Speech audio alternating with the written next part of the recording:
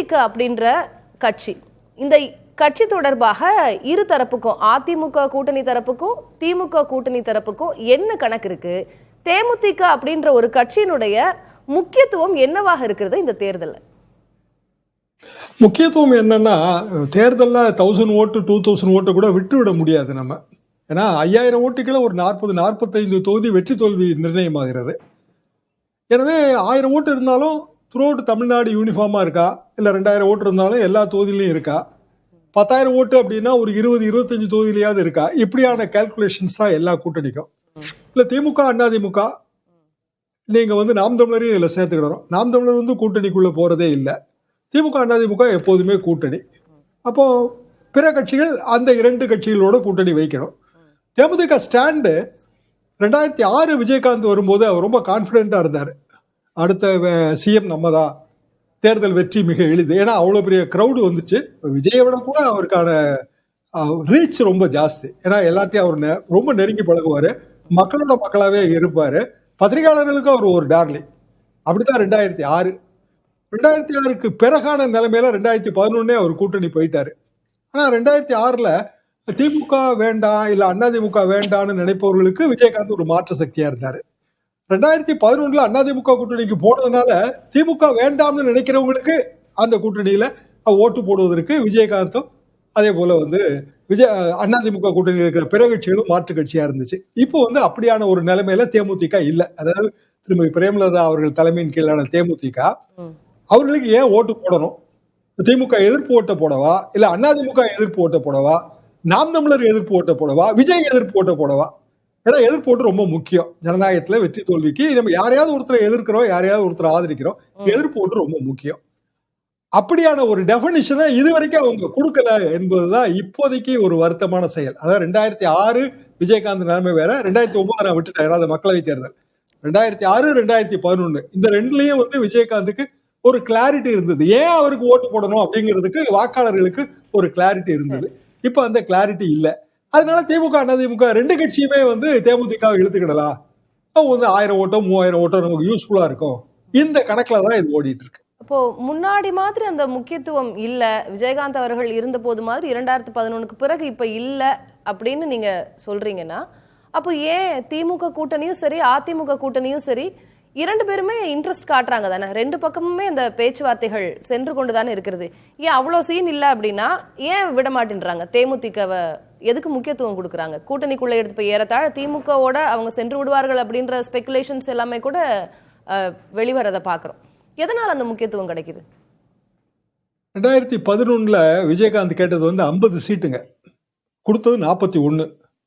அதாவது அவர் கேட்டதுல கிட்டத்தட்ட 80% மேல சீட்டு கொடுத்துட்டாங்க. ஜெயலலிதா அம்மா சீட்டு கொடுத்துட்டாங்க. ஆனா இப்போ இவங்க கேட்கிற சீட்டே கம்மி தான். அதாவது இவங்க கேட்கறது 15ஓ 20ஓ இல்ல 10ஓ, 2 இலக்கத்துக்கு மேல கேட்கறாங்க. ஆஃபர்னு வர்றது 6, 7, 5 இப்படிதான் ஆஃபர் வருது. அதாவது சிங்கிள் டிஜிட் ஆஃபர் தான் வருது 2 கட்சியிலுமே. கூடுதலாக இப்ப என்னன்னா அந்த ராஜ்யசபா சீட்டு கேட்கறது. ராஜ்யசபா சீட்டு கேட்கறது அந்த காலகட்டத்தில் கிடையாது. இப்போ அது ஒரு நிபந்தனையாவே ஆகுது. ஏதாவது ஒரு வகையில +1 அப்படிங்கிற அந்த நிபந்தனை வருது.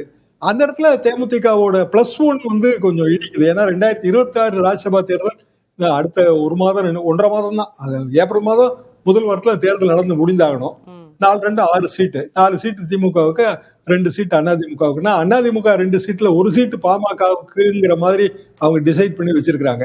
எனவே அதிமுக கூடுதலாக 1 சீட்டு அசம்பிளியில வாங்கிக்கங்க, ராஜ்யசபா சீட்டு இல்ல என்கிற முடிவை அவர்கள் எடுக்கிறார்கள். திமுக அவங்க காங்கிரஸ் இருப்பாங்களா இல்லையாங்கிற அந்த குழப்பம் இருக்கிறதுனால இந்த தேமுதிகவுக்கு அவங்க ஒரு ஸ்ட்ராங் ஆஃபர் கொடுக்கல. ஆனா தேமுதிக ஓட்டு ஒரு வகையில தேவைங்க. என்ன காரணம்னா, ஒரு 20 தொகுதியிலேயாவது அவங்களுக்கு ஒரு 10,000 ஓட்டு இருக்கும். 10,000 ஓட்டுங்கிறது ரொம்ப பெரிய ஓட்டு. அந்த ஓட்டு தேவை என்பது 2 கட்சிகளோட நினைப்பு. வாக்குகளாக இருக்கலாம், மாறலாம். அந்த 20 தொகுதியில 10,000 ஓட்டு ஈஸியா இருக்குங்க. அதுல இப்போ சீமானவர்களுக்கும் ஓட்டு இருக்கு. ஆனா அவர் கூட்டணியே இல்லைங்கிற முடிவுல உறுதியா இருக்கிறதுனால அவருக்கு வேற எந்த ஆஃபரும் நம்ம கொடுக்க முடியல. தேமுதிக அப்படியான முடிவு எடுக்கல. ஏதோ ஒரு வகையில கூட்டணிக்கு வர்றாங்க. அவங்க முதலமைச்சர் கேண்டிடேட் எல்லாம் ஒண்ணும் கிடையாது. இப்படி பல அட்வான்டேஜ் இருக்கு. 10,000 ஓட்டுக்கு மேல 20 தொகுதி இருக்கு. அப்ப அது வசதி என்பது திமுக அதிமுக 2 கட்சிக்கும் அதுதான் கருத்து. ஆவரேஜா 2000 to 3000 ஓட்டு ஒரு 50 தொகுதியாவது இருக்கும். தமிழ்நாடு முழுவதும் வந்து ஏதோ ஒரு வகையான கட்டமைப்பு வைத்திருக்கிறார்கள்.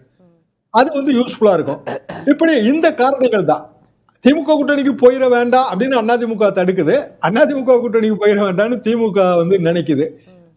பிரேமலதா விஜயகாந்த் சரியான முடிவு எடுக்கல அப்படின்னா 2021 தேர்தல் மாதிரி கடைசியில எந்த கூட்டணியும் இல்லாம பிரேமலதா விஜயகாந்த் அவர்களுக்கு இதுல சூஸ் பண்றதுல இல்ல முடிவெடுக்கிறதுல என்ன சவால் இருக்கும் அப்படின்னு நீங்க நினைக்கிறீங்க? அதிமுக கூட்டணிக்கு போனா, என்டிஏ கூட்டணிக்கு போனா அதுல என்ன தாக்கம் இருக்கும்? ஒருவேளை திமுக கூட்டணிக்கு போவதாக இருந்தால் அவர்களுக்கு அதுல என்ன கிடைக்கும், இல்ல என்ன தாக்கம் இருக்கும்? எப்படி யோசிக்கிறாங்கன்னு நான் புரிஞ்சுக்க விரும்புறேன். ரொம்ப துரதிருஷ்டவசமா இது ஒரு அரசியல் அங்காடி தெருவுல பேரம் பேசுற மாதிரி ஆயிடுச்சு. ஒரு பொருள் நம்ம விலை கேட்கிறோம், விலை நமக்கு படியிலையோ இல்லை ஏதோ ஒரு காரணமோ அப்படியே போக்கு காட்டுவோம். இல்லை இல்லை எங்களுக்கு சரிப்பட்டு வராது, அடுத்த கடையில் வந்து கம்மியாக தராங்கன்னு அப்படி ஒரு 10 அடி நடப்போம். வாங்க வாங்க நாங்கள் திருப்பி கொஞ்சம் குறைச்சி தரோன்னு இவங்க சொல்லுவாங்க. இப்படி வந்து ஒரு பேரமாயிடுச்சு. இது வந்து ரொம்ப வருத்தத்துக்குரிய விஷயம். காரணம் என்ன அப்படின்னா, கட்சிகளுக்கு திமுக, அதிமுக, பாரதிய ஜனதா இல்லை சீமான் எல்லாருக்குமே வந்து ஏதாவது ஒரு வகையில் ஒரு செட் ஆப்ஜெக்டிவ் இருக்கு, செட் கோல். சித்தாந்தமாக இருக்கலாம், தமிழ் தேசியம், ஏதோ ஒரு ஆப்ஜெக்டிவ் இருக்கு, அதுக்குன்னு ஒரு ஓட்டு வங்கி இருக்கு. பட் தேமுதிகவுக்கு ஆப்ஜெக்டிவே இல்லை. அவங்கள பொறுத்த வரைக்கும் அதிக சீட்டு என்பதை தவிர வேற குறிக்கோள் இருக்கிற மாதிரியே தெரியல. ராஜ்யசபாவில் இடம், அதை தவிர வேற குறிக்கோள் இருக்கிற மாதிரியே தெரியல. அந்த ராஜ்யசபா இடம் கட்சிக்கான அங்கீகாரம் வேணும், கட்சிக்கான எதிர்காலம் அப்படின்னு ஒண்ணு இருக்கு. அண்ட் நீங்க சொல்றது இப்ப அன்பார்ச்சுனேட்டா இப்படி நடக்குதுன்னா everything is fair in love and war அப்படின்னு சொல்லுவோம். தேர்தல்ங்கிறது வார். அப்போ அதை நம்ம அதுல குதிச்சு பாக்குறது தானே. இல்ல, அது everything is fair in love and வார்னு சொன்னாலுங்க, காதலுக்கென்று சில வரையறைகள் இருக்கு. அதை தாண்டி நம்ம போக முடியாது. போருக்கும் சில வரையறைகள் இருக்கு. வரையறைகள் இருக்குங்க. அவங்களுக்கு வந்து அந்த ஒரு கிரெடிபிலிட்டியா இல்லாம போயிடுறாங்க. நம்ம பேசுவோம் திரு ஷியாம்.